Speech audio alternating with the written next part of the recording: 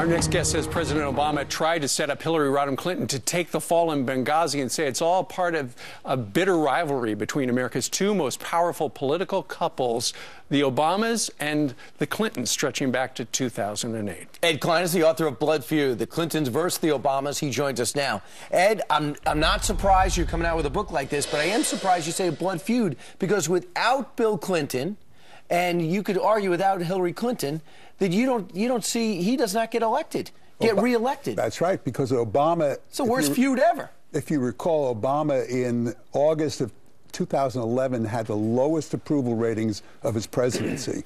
And there was a big debate inside the White House about what he should do about it. And David Plouffe, who was his campaign manager in the White House, argued in favor of reaching out to Bill Clinton, whereas Valerie Jarrett, Obama's consigliere, if you want to call her that, said, no way, we don't want Bill Clinton around here. But they did go to Bill, and Bill paid off big time at the Democratic National Convention. You know, in the book, it says there's a reaction story that Bill Clinton has when Hillary came to him and said that the president wanted to put out a different narrative than she initially... It's that darn video. Yeah, it's that video. And he actually said this. This is Bill Clinton. This is the expert from your book. That story won't hold up, Bill said. I know, Hillary said. I told the president that. It's an impossible story, Bill said. I can't believe the president is claiming it wasn't terrorism. Then again, maybe I can. It looks like Obama isn't going to allow anyone to say that terrorism has occurred on his watch. Right. That has stopped some people in their tracks. That's right, and for good reason. But Bill also went on to say then to Hillary, let's discuss the question of whether you should resign rather than go along with this cockamamie story about a video and internet and all that sort of stuff, which we know is not true. How? They decided that she shouldn't resign because if she did, then the Democratic Party would never forgive her if she hurt Obama's chances for reelection. Well, now the story's out. Now the story's out, and we're waiting for the blowback from the Clintons, which I'm sure is coming. How do you defend against someone who would say, this isn't true? Obama didn't want They always Clinton say it's to not put true. This story forward? Well, they always say it's not true, but, you know, people ask me, how do you get these sources to talk to you? And there's a couple of answers. One is they like to boast about their connection to the people at high levels.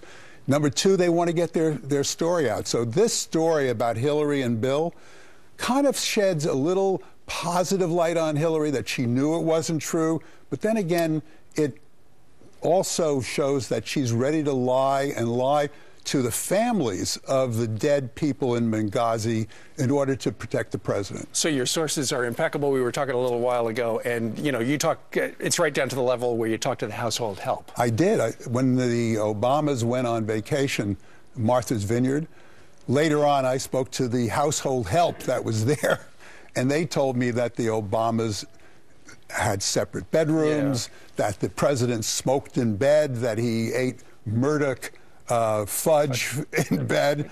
It's an amazing story. Something that made news last week, and we touched on a little bit, was about Hillary Clinton's health problems were worse than we had heard, that she'd had a blood clot in her brain, but also there were heart valve problems that if people knew about it, would disqualify her for, or, you know, people would give pause before they voted for her. Let's talk a little bit about Bill Clinton's health, because this is something nobody's heard about. That's a very important issue, because Bill's doctors told him that his heart condition is progressive, which, by the way, brought a smile to Bill's face, because progressive could also mean liberal. But it was a progressive heart condition that's going to get worse and worse. And he's discussed with Hillary, according to people who were in the room with them when he did it, what would happen if he died? What should Hillary do? And what he said is, Hillary, you should put on your widow's weeds, dress in black, and it would be worth a couple of million votes.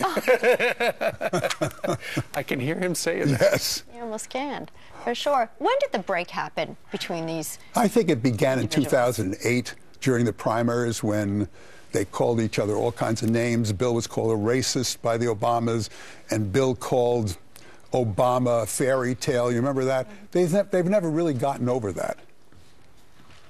Well, it's crazy stuff, but you say your sources are impeccable, and, you know, I've never found a single thing in one of my books that was either sued or that was called into question. All right, Ed Klein, new book is called Blood Feud. Thank you, sir. Thank you so much.